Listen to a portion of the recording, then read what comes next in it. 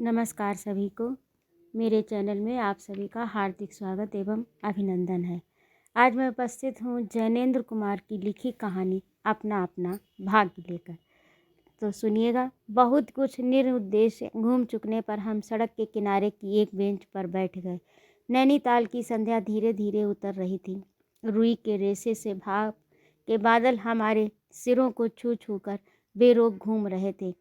हल्के प्रकाश और अंधियारी के रंग कर सभी वे नीले दिखते, कभी सफ़ेद और फिर देर में अरुण पड़ जाते। वे जैसे हमारे साथ खेलना चाह रहे थे। पीछे हमारे पोलो वाला मैदान फैला था। सामने अंग्रेजी का एक प्रमोद गृह था जहाँ सुहावना रसीला बाजा बज रहा था और पार्श्व में था वही सुरम्य अनुपम नैनीताल।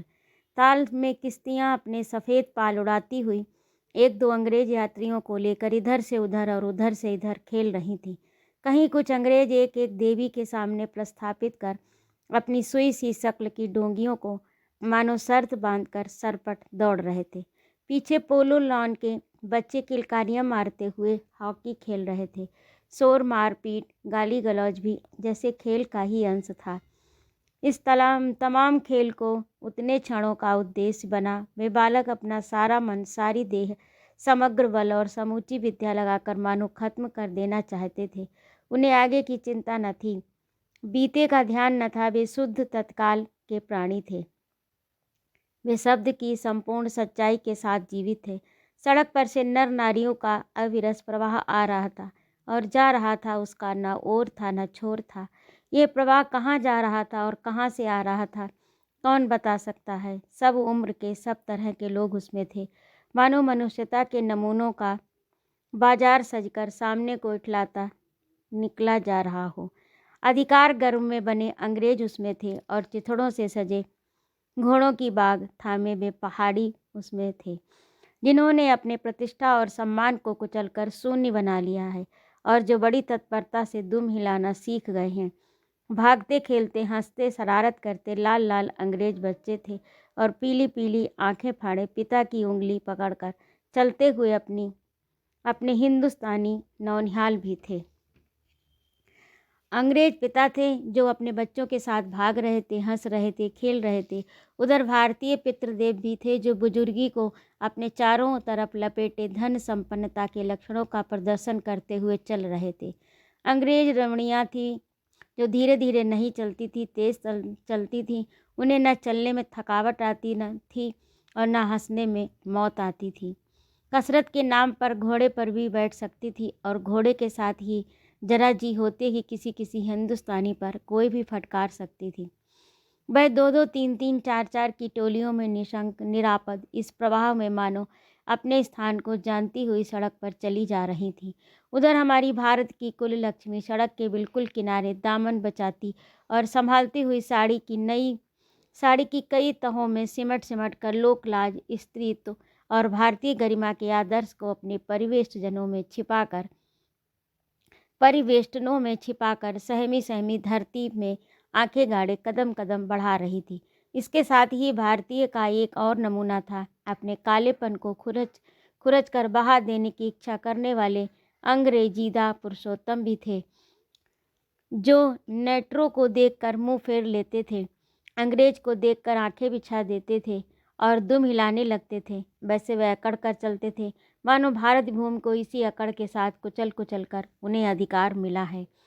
घंटे के घंटे सरक गए, अंधकार गाढ़ा हो गया, बादल सफ़ेद होकर जम गए, मनुष्यों का वह तांता एक एक कर क्षीण हो गया। अब इक्का दुक्का आदमी सड़क पर छतरी लगाकर निकल रहा था। हम वहीं के वहीं बैठे थे। सर्दी सी मालूम हुई, हमारे ओवरकोट भीग गए थे। पीछे फिर कर देखा, वह लाल बर्फ की चादर की तरह बिल्कुल स्तब्ध और सुन्न पड़ा था। सब सन्नाटा था। तलती ताल की बिजली की रोशनियाँ दीप मालिका सी जगमगा रही थीं। वह जगमगाहट 2 मील तक फैले हुए प्रकृति के जल दर्पण पर प्रतिबिंबित हो रही थी और दर्पण पर कांपता हुआ, लहरें लेता हुआ वह जल प्रतिबिंबों को 100 गुना, 1000 गुना कर उनके प्रकाश को मानो एकत्र कर, पूंजीभूत करके व्याप्त कर रहा था।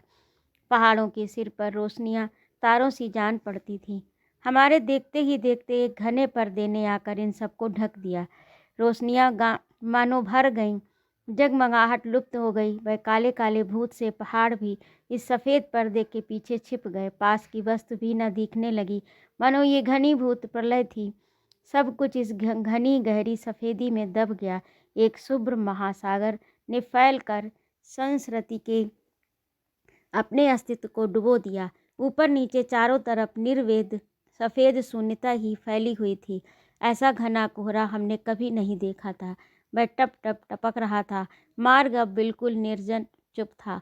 वह प्रवाह न जाने किन घोंसलों में जा छिपा। उस बृहदाकार शुभ्र शून्य में कहीं से 11 बार टन टन हो उठा, जैसे कहीं दूर कब्र में से आवाज़ आ रही हो। हम अपने अपने होटलों के लिए चल दिए। रास्ते में 2 मित्रों का होटल मिला। दोनों वकील मित्र छुट्टी लेकर चले गए। हम दोनों आगे बढ़े। हमारा होटल आगे था। ताल के किनारे किनारे हम चले जा रहे थे। हमारे ओवरकोट तर हो गए थे। बारिश नहीं मालूम होती थी, पर वहाँ तो ऊपर नीचे हवा के कण कण में बारिश थी। सर्दी इतनी थी कि सोचा कोट पर एक कंबल और होता तो अच्छा होता। रास्ते में ताल के बिल्कुल किनारे एक बेंच पड़ी थी। मैं जी में बेचैन हो रहा था। झपट कर पहुँचकर इन भीगे कपड़ों से छुट्टी पा गर्म बिस्तर में छिप कर सो रहता, यही चाहता था। पर साथ में मित्र की सनक कब उठेगी कब थमेगी इसका पता नहीं था। वह कैसी क्या होगी इसका भी कुछ अंदाज नहीं था। उन्होंने कहा, आओ जरा यहाँ बैठें। हम उस चूते कोहरे में रात के ठीक 1 बजे तालाब के किनारे उस भीगी बर्फ सी ठंडी हो रही लोहे की बेंच पर बैठ गए। 5, 10, 15 मिनट हो गए। मित्र के उठने का इरादा न मालूम हुआ। मैंने खिसियाकर कहा, चलिए भी, अरे जरा बैठो भी। हाथ पकड़कर जरा बैठने के लिए जब इस जोर से बैठा लिया तो चारा ना रहा। लाचार बैठे रहना पड़ा। सनक से छुटकारा आसान न था, और ये जरा बैठना जरा न था, बहुत था।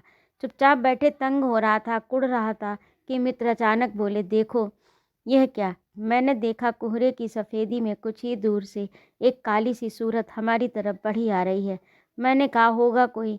3 गज की दूरी से देख पड़ा एक लड़का सिर के बड़े बड़े बालों को खुजलाता हुआ चला आ रहा है। नंगे पैर है, नंगे सिर, एक मैली सी कमीज लटकाए है।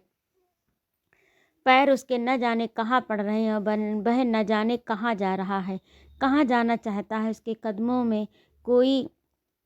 कदमों में जैसे कोई न अगला है न पिछला, न दायां है न बायां है। पास की चुंगी की लालटेन के छोटे प्रकाश वृत्त में देखा, कोई 10-12 का होगा। गोरे रंग का है, पर मैल से काला पड़ गया। आंखें अच्छी बड़ी पर रूखी हैं, माथा जैसे अभी झुर्रियाँ खा गया है। वह हमें न देख पाया। वह जैसे कुछ भी नहीं देख रहा था। न नीचे की धरती, न ऊपर, चारों तरफ फैला हुआ कोहरा, न सामने का तालाब और न बाकी दुनिया। वह अब बस अपने निकट वर्तमान को देख रहा था। मित्र ने आवाज़ दी, ऐं। उसने जैसे जाग कर देखा और पास आ गया। तू कहाँ जा रहा है रे? उसने अपनी सूनी आंखें फाड़ दी। दुनिया सो गई तो भी क्यों घूम रहा है? बालक मौन मुख फिर भी बोलता हुआ चेहरा लेकर खड़ा रहा। कहाँ सोएगा? यहीं कहीं। कल कहाँ सोया था? दुकान पर। आज वहाँ क्यों नहीं? नौकरी से हटा दिया। क्या नौकरी थी? सब काम, 1 रुपया और जूठा खाना। फिर नौकरी कौन करेगा? फिर नौकरी करेगा? हाँ। बाहर चलेगा? हाँ। हाँ। आज क्या खाना खाया? कुछ नहीं। अब खाना मिलेगा? नहीं मिलेगा। यूं ही सो जाएगा? हाँ। कहाँ? यहीं कहीं, इन्हीं कपड़ों में? हाँ। बालक फिर आंखों से बोलकर मुंह खड़ा रहा। आंखों मानो बोलती थी, यह भी कैसा मूर्ख प्रश्न। माँ बाप हैं? हैं। कहाँ? 15 कोस दूर गांव में। तू भाग आया? हाँ। क्यों? मेरे कई छोटे भाई बहन हैं, सो भाग आया। वहाँ काम नहीं, रोटी नहीं। बाप भूखा रहता था और मारता था। माँ भूखी रहती थी, रोती थी, सो भाग आया। एक साथी और था उसी गांव का, मुझसे बड़ा था। दोनों साथ यहाँ आए। वह अब नहीं है। कहाँ गया? मर गया। मर गया? हाँ, साहब ने मारा, मर गया। अच्छा, हमारे साथ चल। वह साथ चल दिया। लौटकर हम वकील दोस्तों के होटल में पहुँचे। वकील लोग होटल के ऊपर के कमरे से उतर कर आए। कश्मीरी दोसाला लपेटे थे, मोजे चढ़े, पैरों में चप्पल थी। स्वर में हल्की सी झुंझलाहट थी, कुछ लापरवाही थी। हा हा हा फिर आप कहिए, आहा फिर आप कहिए, आपको नौकर की ज़रूरत थी ना? देखिए ये लड़का है, कहाँ से ले आए? इसे आप कैसे जानते हैं? जानता हूँ ये बेईमान नहीं हो सकता। अजी ये पहाड़ी बड़े शैतान होते हैं, बच्चे बच्चे में गुण छिपे रहते हैं। आप भी क्या अजीब हैं, उठा लाए कहीं से। लो जी ये नौकर लो। मानिए तो ये लड़का अच्छा है। आप भी जी बस खूब है। अरे गहरे को नौकर बना लिया और अगले दिन वह न जाने क्या क्या लेकर चंपत हो जाए।